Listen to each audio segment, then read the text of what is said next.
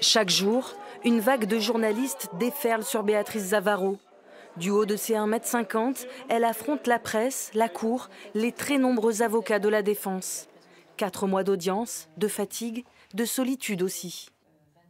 En fait, on se rend compte que c'est vertigineux quand on termine l'audience, quand on est dans la dynamique d'une audience avec tout ce que ça comporte.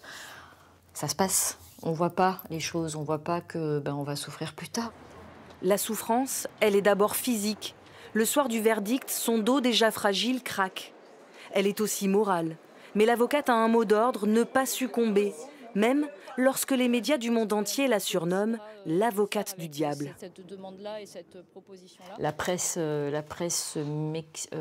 colombienne avait titré La Abogada del Diablo. Et à partir de là, le titre est resté.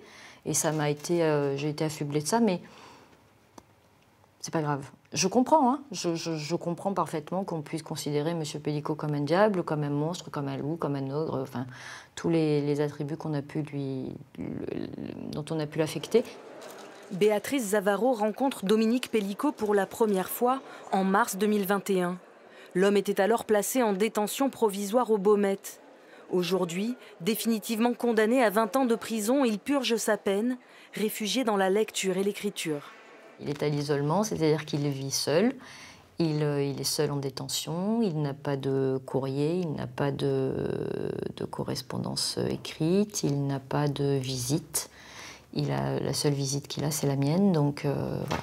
Il est solo 24/24. Un an après ce procès historique, Béatrice Zavarro raconte dans un livre son histoire, celle de son engagement envers son client, de sa détermination à défendre l'indéfendable.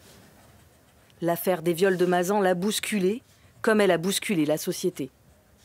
Ce dossier, il vient appuyer très fortement sur l'idée d'un viol qu'on ne maîtrise pas, qu'on ne connaissait pas, même s'il était prévu par la loi. Le viol par surprise, c'est les gens ne l'anticipaient pas, l'appréhendaient pas. Là, on est dans une chambre à coucher. On est entre un mari et une femme, avec plus de 30 ou 40 ans de vie commune. Donc, c'est un cataclysme dans l'esprit des gens, hein. Le parcours judiciaire de Dominique Pellico n'est pas terminé. Il avoue une agression sexuelle en 1999. Il nie en revanche le meurtre d'une agent immobilier en 91. L'avocate marseillaise continue d'assurer sa défense.